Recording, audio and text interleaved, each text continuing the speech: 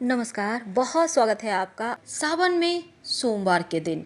क्या अर्पित करें ऐसा कि शिव जी की कृपा आपको मिल जाए। जी हाँ दोस्तों, शिव की कृपा होना अपने आप में अद्भुत होता है। बहुत ही ज़्यादा एक जीवन को संवारने के लिए ये चीज़ें बहुत ज़रूरी है। और भगवान शिव की अगर आप मन से सिर्फ एक ही लोटा जल अर्पित करते हैं तो वो बहुत खुश हो जाते हैं।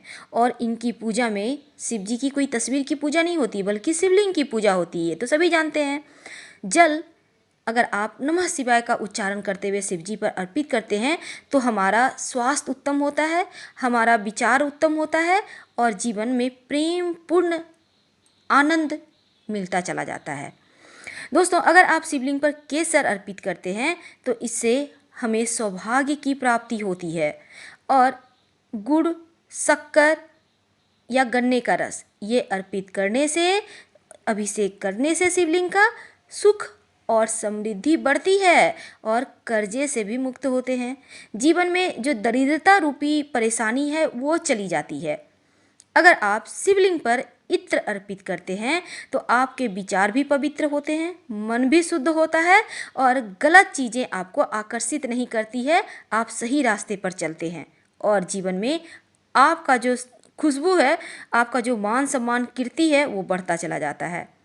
शिव जी को दूध बहुत ही प्रिय है क्योंकि उनका जो कंठ में भांग है, जो कंठ में विष है, भांग के जरिए काटता है, दूध के जरिए ठंडक पहुंचती है। तो आप दूध जरूर अर्पित करें, इससे आपका स्वास्थ्य भी उत्तम रहेगा और बीमारियां भी परेशान नहीं करेगी।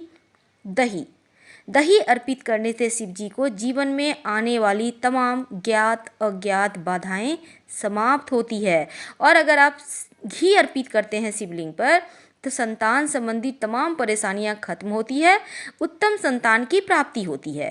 तो इस बार घी अर्पित करना मत भूलिएगा। चंदन चंदन शिव जी पर अर्पित करने से हमारा व्यक्तित्व आकर्षक होता है और मान सम्मान दिन ब दिन बढ़ता ही चला जाता है।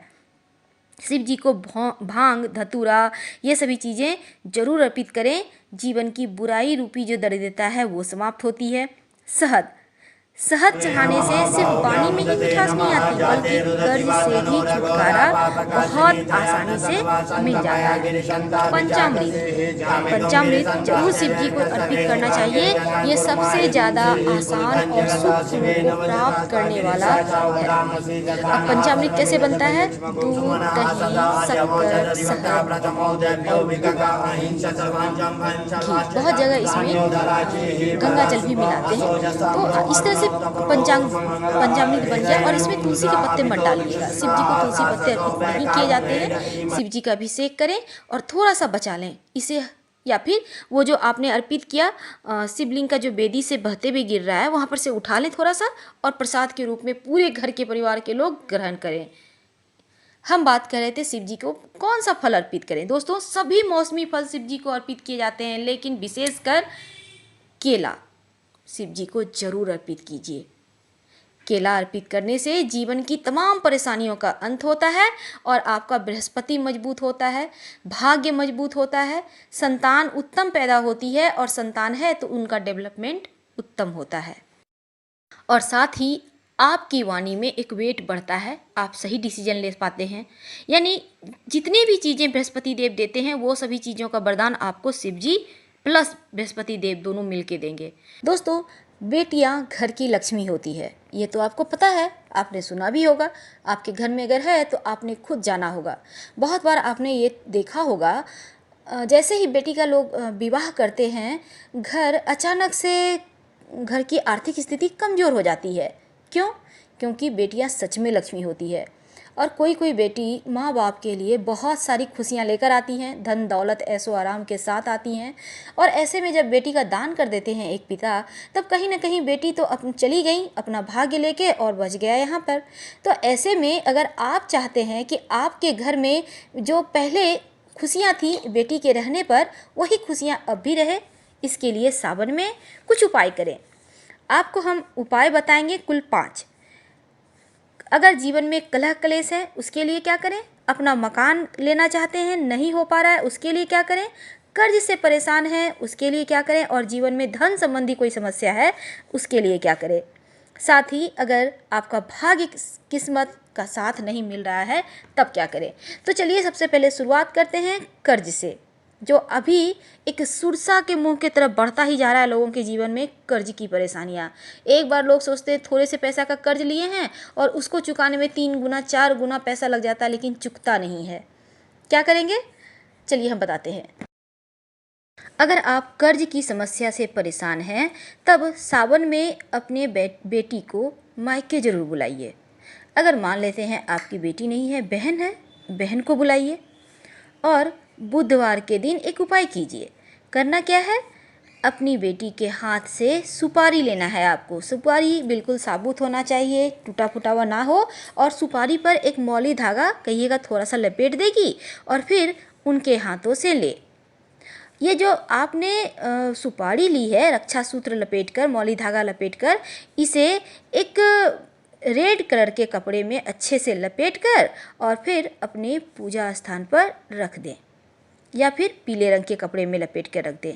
सुपारी बेटी के पैसों से ही खरीदा हुआ होना चाहिए, इस बात का ध्यान रखिएगा।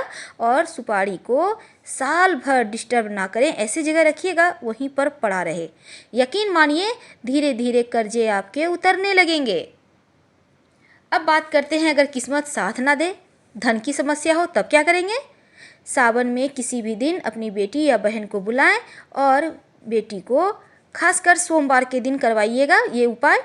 बेटी को बोलिए पूरी अच्छे से वस्त्र पहनकर, सुंदर पूरे ही साजो श्रृंगार करके बैठे, 16 श्रृंगार करके बैठे, और बेटी को ऊंचे स्थान पे बिठाइए और आप लोग दोनों पति पत्नी सामने बैठिए। अब बेटी के हाथ से गुलाबी कपड़े में थोड़ा सा अक्षत और एक चांदी का सिक्का ले लें, और ये चीज़ें भी आपकी बेटी की खुद के पैसे से खरीदी हुई होनी चाहिए। जैसे ही बेटी आपको देती है गुलाबी कपड़े में अक्षत और एक चांदी का सिक्का, आप लेकर गांठ बांध लें और धन के स्थान पर रख दें। फिर आप दोनों मिलकर अपनी बेटी का पैर छुएं, चरण स्पर्श करें। धन की समस्या यकीनन दूर हो जाएगी। बात करते हैं आपके मकान की। अगर मकान नहीं बन पा रहा है तब क्या करेंगे। आप अपनी बेटी के हाथों से मंगलवार के दिन सावन के महीने में बेटी के ही पैसों से खरीदा हुआ गुड़ थोड़ा सा आप बेटी के हाथों से ले, और फिर लेकर मिट्टी के बर्तन में रखकर उसे मिट्टी के ही बर्तन से ढक दें और अपने घर में कहीं भी मिट्टी में दबा दें। गमले में भी दबा सकते हैं। ऐसा करने से आपका मकान शीघ्र बन जाएगा। और साथ ही अगर कलह क्लेश होता है घर में तो बेटी के हाथों से अपने घर में तुलसी का एक पौधा लगवाइए और रोज शाम में घी का दिया जलाएं। ऐसा करने से घर में कलह क्लेश नहीं होता है, बरकत होती है। शिव जी का सबसे प्रिय महीना, और इस महीने में शिव जी की सबसे प्रिय वस्तु आप उनको अर्पित कर रहे होंगे उनको मनाने के लिए, ताकि लक्ष्मी स्थिर रहे, जीवन में किसी तरह की कोई कमी ना हो। तो उसके पहले कि हम शुरुआत करें, आपने अगर हमारे चैनल को सब्सक्राइब नहीं किया है तो प्लीज़ सब्सक्राइब कीजिए, वीडियो को लाइक कीजिए, अपनों से शेयर कीजिए।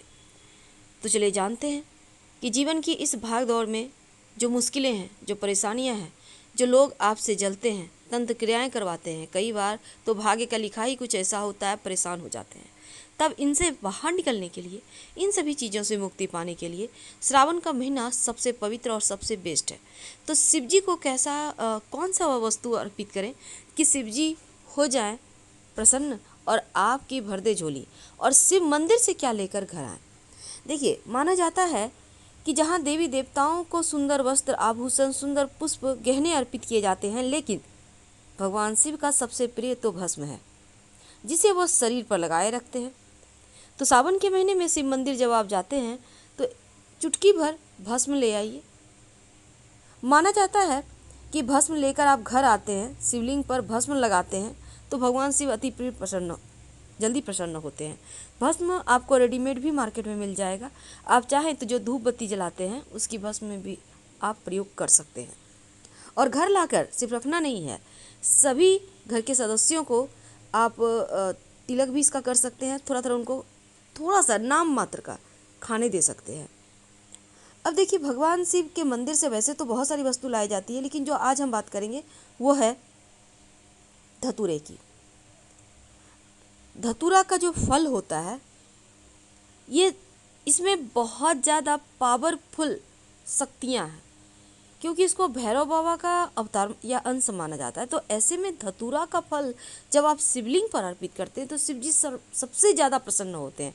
बारिश का मौसम है तो आपको आसानी से मिल जाएगा, जहाँ भी धतूरे का वृक्ष है या जहाँ से आप पुष्प खरीदते हैं उनके यहाँ भी मिल जाएगा। अभी सावन में वो लोग रखते भी हैं, तो आप वहाँ से एक भी ले लें और ले जाकर प्रेम से पास के किसी भी शिव जी के मंदिर में अर्पित कर दें, शिवलिंग पर चढ़ा दें। उसके बाद उस धतूरे को उठाकर घर ले आएँ, लाकर काले रंग के कपड़े में उसको लपेटकर बांधकर घर के मुख्य दरवाजे पर उसको बांध दें बाहर की तरफ से, या आप चाहे तो दुकान में भी बांध सकते हैं। बंदी दुकान खोलने के लिए भी ये बहुत ही पावरफुल टोटका है, प्रयोग है। आपके घर परिवार में किसी की नज़र नहीं लगेगी, आपको लोगों को एकदम सुरक्षा कवच देगा ये धतूरा। ये प्रयोग आप सावन के महीने में किसी भी दिन कर सकते हैं, जरूरी नहीं कि सोमवार को ही करना है, आप किसी भी दिन कर सकते हैं। अब देखिए नंबर आता है भगवान जी का प्रिय वस्तु बिलपत्र का। बिलपत्र की आप अर्पित तो करते ही होंगे।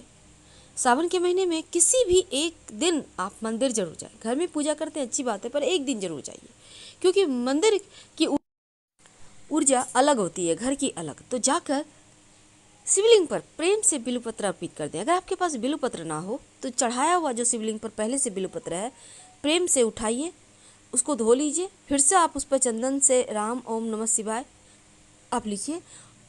आप उसके बाद इसको शिवलिंग पर फिर से अर्पित कर दें, जल अर्पित करें और एक बिलपत्र उठाकर अपने घर लाकर संभाल कर रख लें। फिलहाल विदा। हर हर महादेव।